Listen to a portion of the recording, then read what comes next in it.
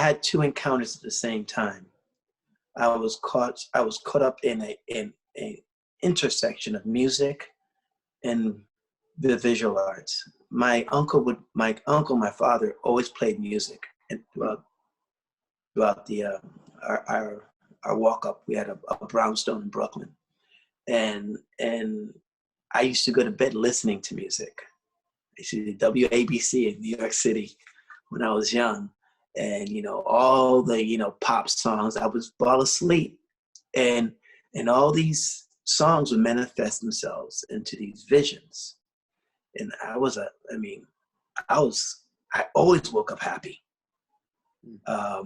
Except for one song really freaked me out was Hotel California. I had a very crazy dream, but I love it. And years later, I found that it's a reggae song, actually. If you listen to the cadence beat. So my dad, avid reader, and coming from a family that is very artistic. My brother played multiple instruments, music in the house, books, art books, and my dad took me to my parents took me to museums. So it was a natural fit. But as a kid, you have your antennas up, and you don't know what you're really grabbing. It's just coming in. You don't know where it lands in your subconscious or where it taps into your brain. It just starts coming in. So when I went to college, I went on an engineering scholarship. I found that I was not the engineering type of person. I was not willing to be sanctioned to a desk or to numbers. But at the same time, I respect those things. I really had a high respect for science and for precision. So I said, okay, I'm going to shift and become a psychologist. So I think in my sophomore year, I changed my major to college. And I was walking through UM, and I ran into this guy named George Gonzalez.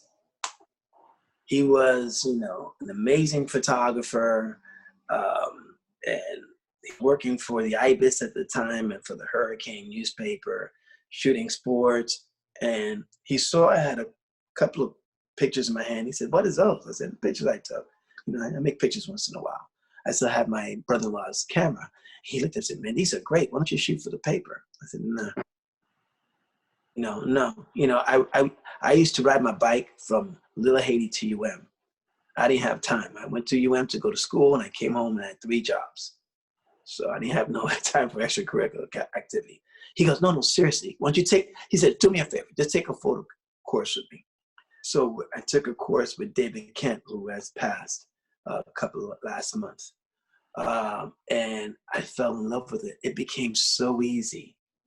And you know what was special is when I do photography, I never look at my watch. I never look at the time or a calendar.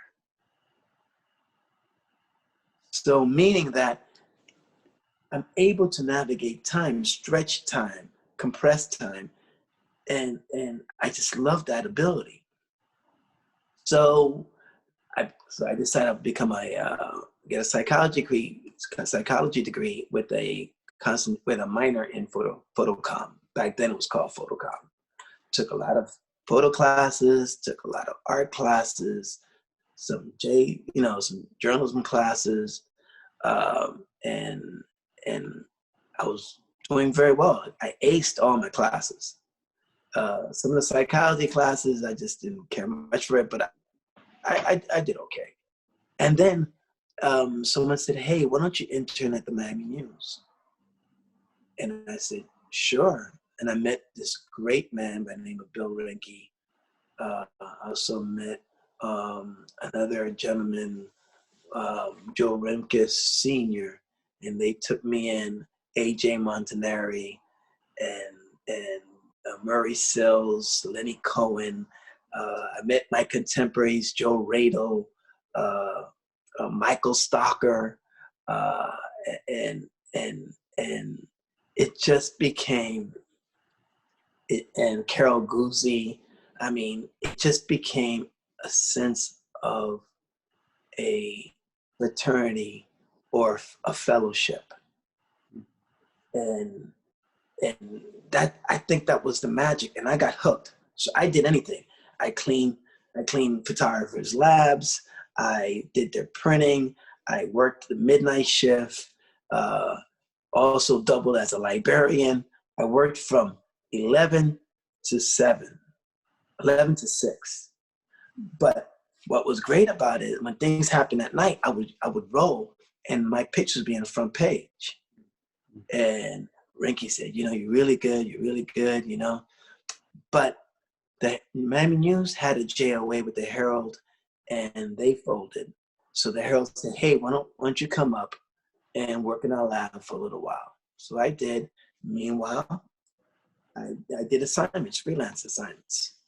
And I was able to see the work of C.W. Griffin, be able to see the work of Maurice Cohen-Ban, people that when I was in college, I used to collect newspapers, and I stack them in my closet, and I would have the Herald and the Miami News, and I would remember the names. I would look at the images and remember. That's how I would study before I go to bed, or when I get up with my dad. When I'm sitting with my dad, I will look at the newspaper and say, I'll look at the pictures and study, and then go to school, go to class. So back in 88, 89, after the JOA was discontinued, the Herald brought me on.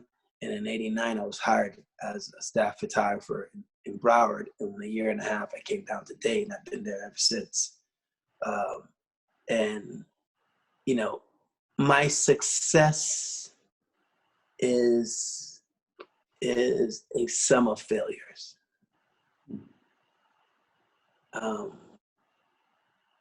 Because, you know, that's how it is, you know. You learn and you get better. And as I begin to travel and begin to understand the nuances of how you use a visual language, how it can be my camera's my passport. It took me everywhere. Like I said, people would know who I am. They would know I was Haitian or anything. Later on, they eventually did, because when I covered Haiti enough, that became public, that I'm Haitian, and Juste is not a common name in Miami. But when you saw my pictures, someone once told me, you know, I could spot your pictures among a pile of photographs. And I think that was the best compliment they could ever give me.